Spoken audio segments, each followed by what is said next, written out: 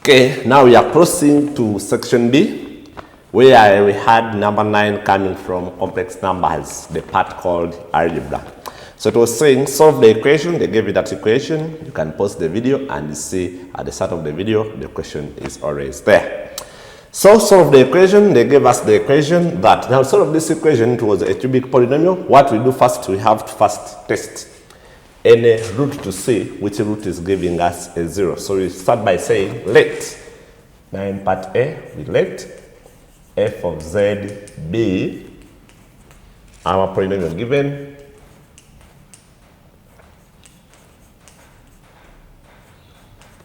now we have to test to see if there is any value that when we put that value of z into this expression, it's giving us a 0. So if we test 0, it's not giving us a 0 at the end. When we test 1, have 1 minus 8, 1 minus 6 plus 19, that is 13, minus 13, that is 0. So we are seeing that when z is 1 and we put into our function, have 1 cubed minus 7,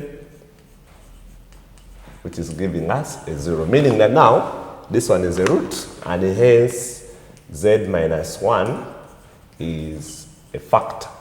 Now I take it on 2 long division like this.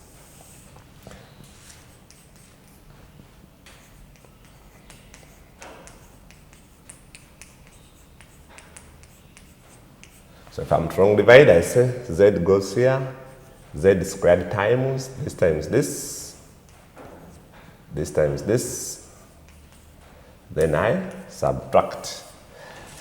And it's going to give me minus 6z plus 19z minus 13. These ones just follow, of course, squared. This goes here, minus 6z, this times this to get minus 6z squared plus 6z. Then I subtract. This goes to 0, 19 minus 6 to get me 13z minus 13. Z goes in here, 13 times this times this, 13z minus 13. When you get this and this, and when you subtract, you see that this one is giving you a 0. So that shows that this one is a factor to that. So meaning that now my f of z is equal to now this divisor times the quotient, or plus the remainder of what, of which is a 0. Now from here, if you have to get f of z equal to 0 to solve it, it means that z minus 1 is 0, or z squared is also 0, of which this one is giving us a 1, which we had already. Now we have to solve this one using a bulldozer method. So bulldozer now, our z is going to give us minus b plus or minus the square root of 36 minus 4 into 1 into 13. Now thing over 2 into 1. And this is giving us 6 plus or minus square root of negative 16. The thing over 2.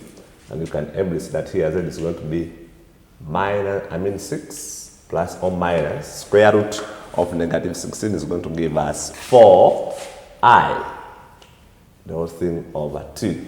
So now our roots are going to be, so that my z is going to be, first of all, 3 plus 2i, or 3 minus 2i, when you simplify.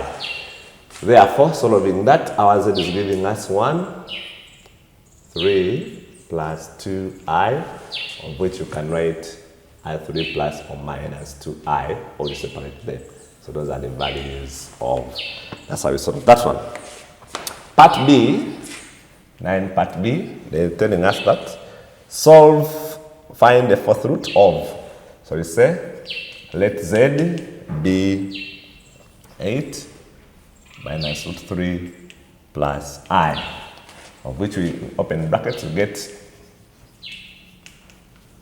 8i. Now we first express this in the modulus argument form.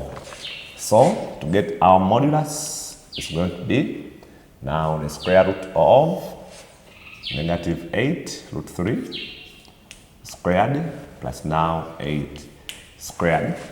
And this one is going to give us 16. Then we will also get the argument of z. Now you see that this one is in the second quadrant because we have a negative real and a positive imaginary. So it's in the second quadrant. How do you get the argument in the second quadrant? We get 180 minus the acute angle.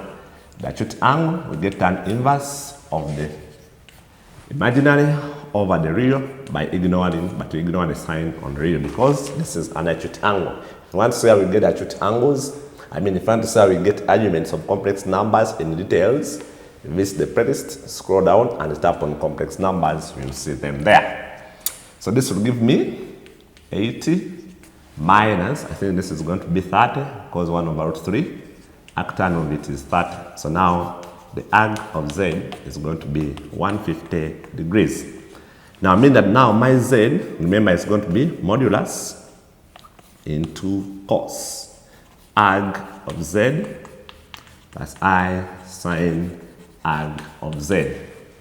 Then we cross it there. Substituting in, we have now 16 into cos arg of z, which is 150 degrees. If you want, you can convert radians, but it is okay when you do it also in degrees because we are not talking about a principal argument.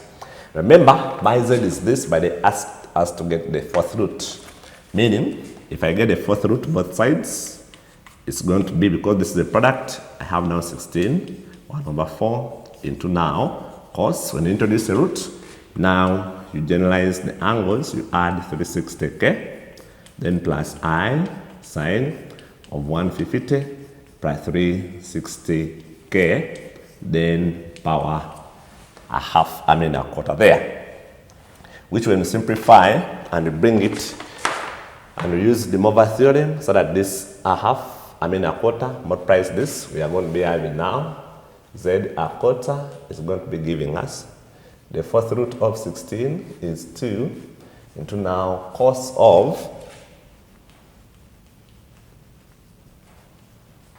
the power now multiplies the angle.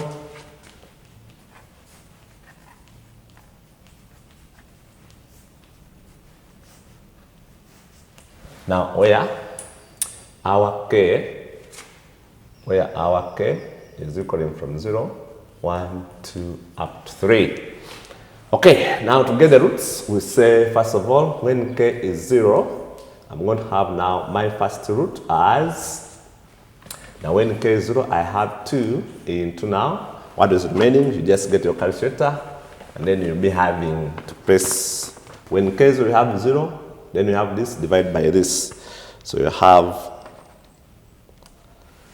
cos of 37.5 plus I sine of 37.5, which when you simplify, you see that one will be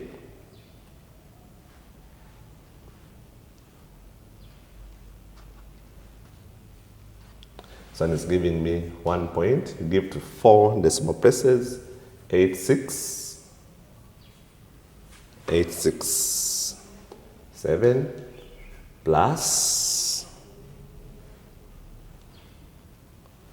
1.2 175i. Then we come when k is 1. When k is 1, we have now our first root as, now when k is 1, it means that I have this plus this. So now I have 150 plus 360, but I'm dividing by 4. So I have now 2 into cos of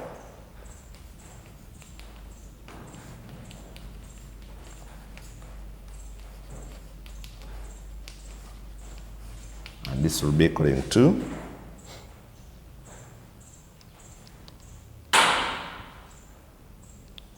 the first one is negative 1.2175 plus, of course, sine of that, which is 1.5 5, 8, 6, 7, I.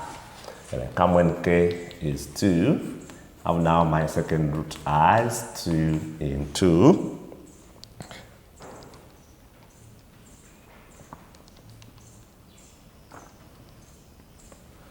Now cos of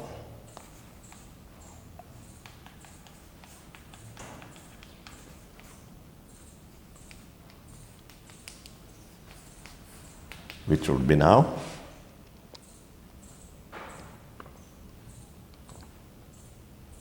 so it's giving me minus 1.5 867 cos minus, because now this is third quadrant, sign there is negative 1.2175i. And I come when z is 3 to get the last root. Z3 is going to be now 2 into cos of now. So now I'm getting k3, so 3 times this.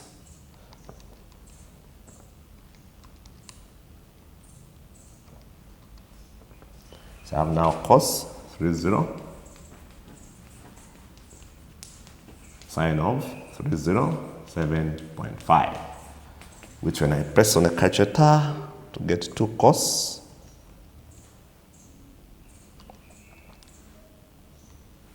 getting 1.2175 cos minus cosine is negative in the third quadrant.